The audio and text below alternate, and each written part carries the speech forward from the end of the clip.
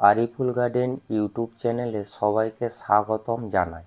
বন্ধুরা, বাড়িতেই কিভাবে এলাচের বীজ থেকে চারা তৈরি করবেন তা আমি এই ভিডিওটির মাধ্যমে তোমাদের সামনে বিস্তারিত তুলে ধরব। এলাচের চারা তৈরির ক্ষেত্রে বীজ সংগ্রহ করা খুবই একটা গুরুত্বপূর্ণ বিষয়। এর জন্য প্রথমে ভালো কোয়ালিটির কিছু বীজ সংগ্রহ করতে হবে। তো বন্ধুরা, চারা তৈরির জন্য এখান থেকে আমি একটা বীজ তুলে নিলাম, তবে সেই বীজগুলো ঠিকঠাক আছে কি না এটা জানার জন্য উপরের আবরণটিকে তুলে ফেলতে হবে। এর দানাগুলো যেন সাদা বা লালচে রঙের মতো দেখতে না হয়।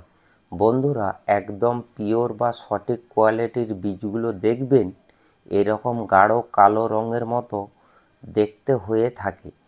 এই ধরনের বীজগুলো আপনারা চারা তৈরির জন্য নিতে পারেন।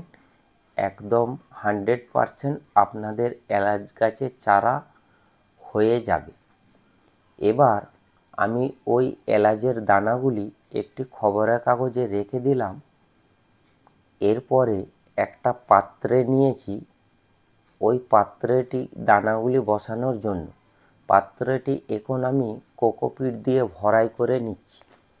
আপনারা এলাচের দানাগুলি বসানোর জন্য কোকোপিটের পরিবর্তে বালি মাটিও নিতে পারেন, তবে কোকোপিট ব্যবহার করলে খুবই ভালো হবে।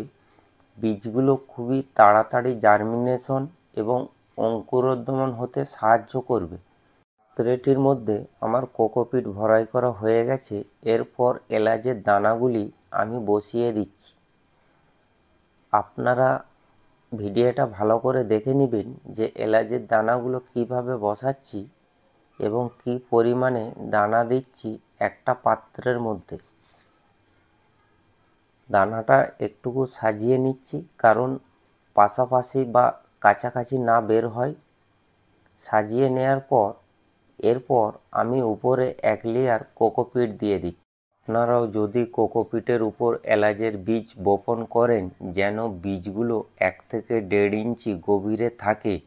উপরের লেয়ার এমনভাবে দিবেন, কারণ এলাচের দানা খুবই শক্ত হয়ে থাকে। গভীরে না থাকলে তাড়াতাড়ি জার্মিনেশন বা অঙ্কুরোদ্গমন হবে না। সেই জন্য আমি উপরে যে কোকোপিট দিলাম 1 থেকে 1.5 ইঞ্চি মতো উপরে এক লেয়ার আমি কোকোপিট দিয়ে দিয়েছি। এরপর স্প্রে করে ভালো করে জল দিয়ে ভিজিয়ে নিতে হবে। এলাচের দানা খুবই শক্ত হওয়ার জন্য জলের প্রয়োজনটা বেশি, তাই ভালোভাবে ভিজিয়ে নেবেন এবং অতিরিক্ত জল নিচ থেকেও বেরিয়ে যাবে। এরপর স্থানীয় কোনো একটা জায়গায় রেখে দিবেন এই পাত্রটি নিয়ে যেয়ে।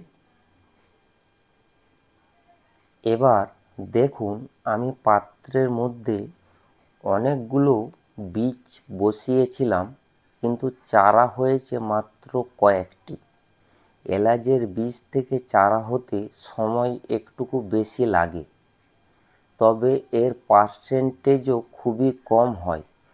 কারণ আপনাদেরকে প্রথমেই বললাম অনেকগুলো বীজ বসিয়েছিলাম, এখানে চারা হয়েছে মাত্র কয়েকটি। প্রথমে যেই বীজটি অঙ্কুরোদ্গমন হয়েছিল সেই চারাটি বড় হয়ে গেছে। তারপরেও দেখো আর একটা চারা বের হচ্ছে, খুবই ছোট। ওইটা পরে হয়তো অঙ্কুরোদ্গমন হয়ে বের হয়ে আসছে। এই চারাগুলির বয়স হচ্ছে এখন 50 থেকে 60 দিন। এলাচের বীজ থেকে চারা হতে একটু সময় বেশি লাগে। আমি সবথেকে বড় চারাটা তুলে নিলাম আপনাদের দেখানোর জন্য। দেখুন, সাদা রঙের শিকড় হয়েছে কোকোপিটের উপর বীজ বসানোর জন্য।